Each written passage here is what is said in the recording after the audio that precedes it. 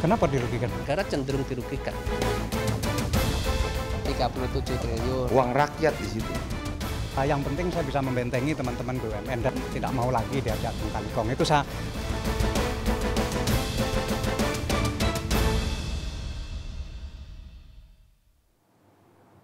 Kita masih bersama Menteri BUMN Dahlan Iskan. Sebelum perseteruan Dahlan DPR kita bahas, kita coba simak pernyataan Dahlan Iskan kepada wartawan beberapa waktu lalu.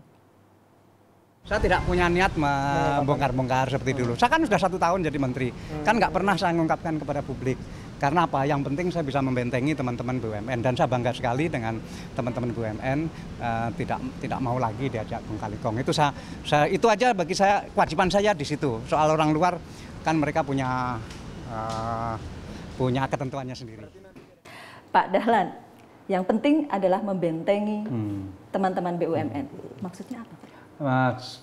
Saya pengen memberikan dukungan kepada mereka untuk tidak lagi mau diajak kong kali kong. Kalau diajak kong kali kong saja tidak mau, saya minta jangan mau, tentu jangan sampai ada kong kali kong yang diundang dari dalam. Karena memang di masa lalu juga ada, kalau saya sering mengatakan bahwa BUMN itu untuk maju itu terhambat oleh satu, direksinya itu tidak rukun, konflik itu yang menghambat BUMN tidak maju. Kenapa direksinya konflik atau tidak rukun? Karena intervensi.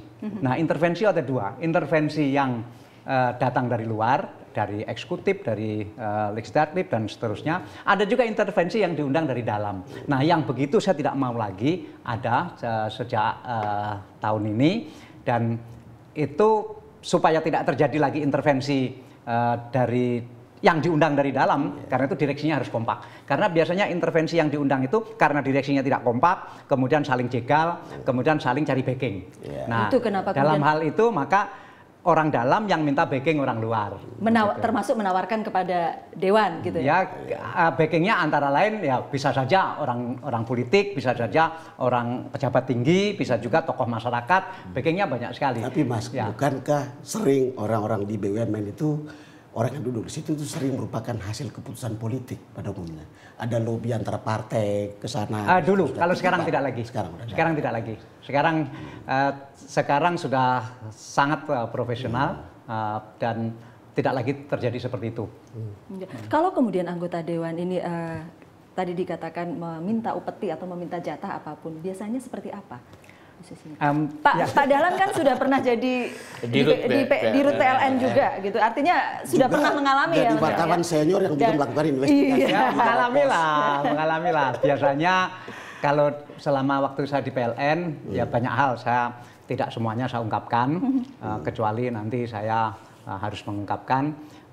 Itu biasanya proyek, minta proyek atau minta dimenangkan proyek atau lewat proyek lah begitu. Yang minta langsung begitu tidak, karena kan atau saya tidak dengar. Beda dengan kalau yang BUMN atau kementerian yang dapat APBN, itu beda. Jadi itu kan uang APBN. Kalau ini kan uang PLN, jadi lewatnya proyek. Nah, sedangkan yang terjadi belakangan ini, yang kita kemukakan belakangan ini adalah BUMN perlu dibantu oleh anggaran negara, kemudian anggaran negara diberikan, sudah diputuskan oleh pemerintah, sudah diputuskan oleh DPR, kasih perusahaan ini kasih sekian, perusahaan ini kasih sekian. Nah, dan DPR memeras komisinya, kasih bintang. Ada kasih bintang atau minta diskonnya? Nggak dicair-cairkan, karena untuk mencairkan harus minta izin lagi ke DPR. Nah, ini memang sebetulnya harus ada yang menegakkan aturan apa yang mengharuskan sesuatu yang sudah disetujui itu untuk mencairkan harus minta izin DPR lagi. Apakah itu masih ranah DPR atau sebetulnya yang begitu itu sudah ranah sepenuhnya eksekutif. Itu mungkin menjawab pernyataan Mas Bambang tadi bahwa kemudian BUMN yang bermasalah juga kena di justru BUMN yang lemah. Mungkin lemah, dia perlu penyertaan modal pemerintah. Jadi akhirnya dapat diskon dari komisi. Bahasa populernya ada BUMN yang gelosor duluan juga gitu, Mas. Saya dengar-dengar di masa yang lalu begitu. Jadi inisiatif itu ada dari DPR. Oh, kamu kan lemah, kamu minta aja PNM. Ada juga inisiatifnya dari direksi BUMN, bagaimana caranya bisa dapat PNM. Itu di masa lalu. Sekarang saya tidak mau lagi bahwa BUMN yang lemah kalau mau mati saja. Saya tidak mau ada. Tapi yang PNM. saya dengar bahkan yang sudah diputuskan udah ditutup aja, ternyata direksinya melambung ke DPR, lalu akhirnya DPR-nya menentang penutupan itu. Betul. Ya. Itu terjadi di masa yang lalu terjadi. Kalau setahun di masa saya ini tidak lagi terjadi. Artinya saya sampaikan misalnya Merpati, PNM yang kemarin karena sudah terlanjur diputuskan itu adalah PNM terakhir. Direksinya harus kerja keras agar Merpati bisa hidup. Kalau nggak bisa hidup juga tutup saja. Kelihatannya sih Mas Dahlan gerakannya terlalu cepat tuh. Itu yang membuat angin puting beliung. Kalau yang tiba-tiba dulu masih berharap akan ada dari situ, kok sudah tidak tertutup, sudah tertutup kerannya gitu. Ya kan memang untuk apa anggaran negara diberikan kepada satu perusahaan yang perusahaan itu juga belum tentu diperlukan oleh negara. Misalnya pabrik kertas. Apa betul negara ini masih perlu punya pabrik kertas? Swasta kan sudah punya pabrik kertas yang begitu besar-besar. Kalau memang pabrik kertas milik negara ini bisa maju ya silahkan. Tapi kalau nggak bisa maju juga, masa harus terus mendapat anggaran negara-negara? Misalnya perusahaan angkutan bis, PPD. Ya, apakah masih perlu negara mempunyai perusahaan bis, misalnya begitu? Dari sekian puluh BUMN yang saya dengar punya masalah itu, yang kemudian kemungkinannya akan betul-betul ditutup, cukup banyak? Diakhiri, bahwa cara mengakhirinya apakah dilikuidasi, apakah digabungkan, apakah adopsi, itu soal lain, tapi bahwa tidak boleh lagi mandiri begitu. Kalau kita lihat paling tidak sebelum Pak Dahlan masuk yang pernah tercatat itu kan dari sekitar 141 BUMN yang bagus tuh 40-an. Kira-kira yang sedang 40-an, sisanya itu bermasalah. Ini cukup banyak juga dong kalau yang mau ditutup. Banyak, dalam istilah saya yang sebetulnya itu sudah praktis selama jadi mayat, cuma belum pernah dikubur. Zombie jadi zombie. Nah, tapi ternyata ada yang bisa dihidupkan lagi tanpa harus mendapat bantuan dari negara. Misalnya PT IKI di Makassar, itu sudah 2 tahun mati. Tapi saya melihat potensinya masih ada. Kemudian kita hidupkan, ternyata hidup. Jakarta Lloyd yang kemarin itu? Jakarta Lloyd yang sudah diputuskan akan dimatikan karena punya utang 3,6 triliun. Ternyata setelah dilihat-lihat, utang itu sudah nggak ada. Karena itu nggak tahulah administrasi di sana. Pokoknya kita benahi terus, ternyata utang itu nggak ada. Mungkin Jakarta Lloyd akan kita pertahankan, tapi tidak boleh dapat PNM dari negara. Tidak boleh. Dan direksinya tidak berani lagi mintalah. Karena sudah, Anda mau nggak jadi direksi Jakarta Lloyd? Kalau mau, tidak boleh korupsi, tidak boleh ambil komisi, tidak boleh juga cengeng, tidak boleh juga minta anggaran dari negara. Tidak boleh juga kong kali kong dengan DPR untuk kemudian anggarannya. Cara Mas Dahlan ini persis ketika dia mendirikan koran-koran yang radar itu. Ini saya kasih uang sebegini. Kamu mau hidup cukup nggak cukup, kamu hidupin itu. Dan jadi rupanya.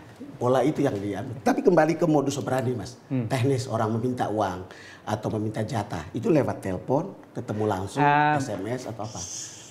Yang perusahaan kecil tadi, yang perusahaan itu betul-betul susah. Kemudian rencananya dapat bantuan dari negara 100 sekian miliar. Nah itu diteleponi, nelponnya sampai 20 kali. Sekitar 20 kali. Kemudian di SMS sekitar 20 kali juga. Kalau 20 kali itu ketemu. Nah, kan sumpek ini. Sumpek itu kalut direksinya ini. Gimana caranya kita ini kok diuber-uber terus kayak punya utang aja begitu. Nah, sementara direksi yang sekarang betul-betul sudah bertekad tidak mau lagi diajak yang seperti itu. Nah, ketika terakhir diajak pertemuan, direktur utamanya tidak mau datang sendiri. Dia datang bersama direksi yang lain. Dengan harapan kalau ditemui bertiga, mungkin dia malu untuk mengabarkan nggak jadi. Ternyata tidak. Biarpun 3 orang berani juga minta itu dan nagih itu. Kemudian direktur utamanya kan tanya biasanya mereka pingpong antara direktur utama dan direktur keuangan. Direktur utama bilang tanya direktur keuangan bilang belum ada perintah dari Dirut, begitu terus. Tapi karena semuanya lengkap di situ, nggak bisa lagi pingpong. Nah, kemudian direktur keuangannya bilang, Pak, ini nggak ada anggaran, tidak ada posnya, tidak bisa memberikan apa-apa. Loh, itu anggota DPR-nya itu ngajari. Oke. Bagaimana caranya? Jangan dikeluarkan dari perusahaan uangnya, suruh vendor saja yang membayar gitu. Jadi kayak model Nazarudin ya, dia yang meng-create proyek itu gitu. Ya nggak tahu saya Nazarudin, tapi ya begitulah. Artinya malah dia ini ngajari gitu. Caranya begini. Nah, kebetulan perusahaan ini tidak punya vendor. Ya, direktur keuangannya tinggal mengatakan, Pak, kami itu nggak punya vendor. Vendor kami itu petani. Kan nggak mungkin kami mungut uang ke petani itu dikumpulkan untuk diberikan kepada Bapak, misalnya begitu. Jadi ya seperti itu. 20 kali SMS, 20 kali telepon. Dan itu bertemu. Kenapa nggak diminta melapor aja ke KPK, yang begini-begini? Gitu, ya. Sebab kan kalau nggak melapor bisa dianggap membiarkan. Sebelum mau ngomong ini, ada cerita tersendiri nanti. Enggak, karena saya membayangkan ya, ini kan sudah kelewatan. Kita ingat misalnya besannya presiden sendiri masuk penjara kan karena kasus seperti ini. Dia terpaksa bikin yayasannya supaya bisa nyumbang ke DPR. Akhirnya malah masuk penjara. Bahkan tapi anggota DPR-nya malah lolos gitu. Dan kalau besannya presiden aja masuk penjara dan presiden sendiri kalau nggak salah udah 11 kali ngomong jangan kong kali kong. Kok itu yang saya masih belum jalan juga gitu loh. Dan TV sudah memberitakan begitu banyak orang ditangkap masih berani. Masih juga. Ngajari lagi.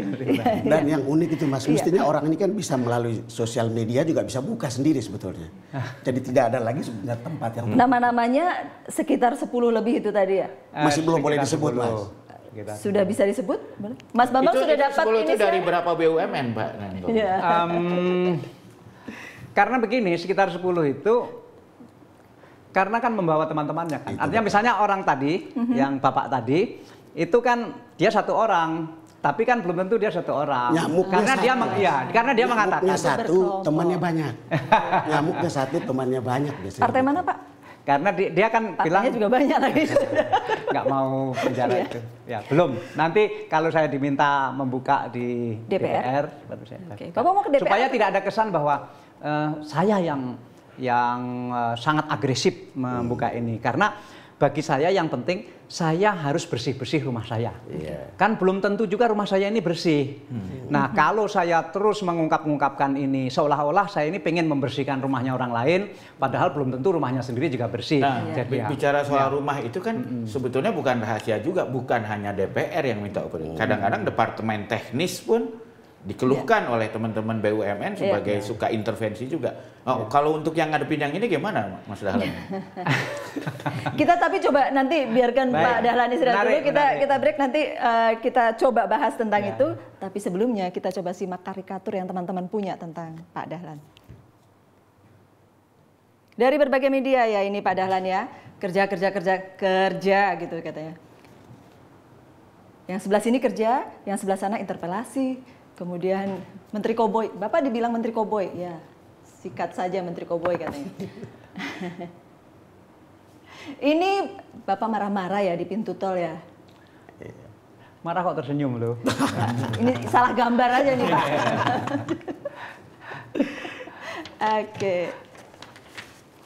Oke, kita akan lanjutkan lagi perbincangan kita ya Pak Dahlan ya. Sesaat lagi, benarkah Dahlan Iskan membuka kedok anggota DPR sebagai pengalihan isu atas kerugian PLN yang mencapai 37 triliun rupiah? The Headlines kembali untuk Anda.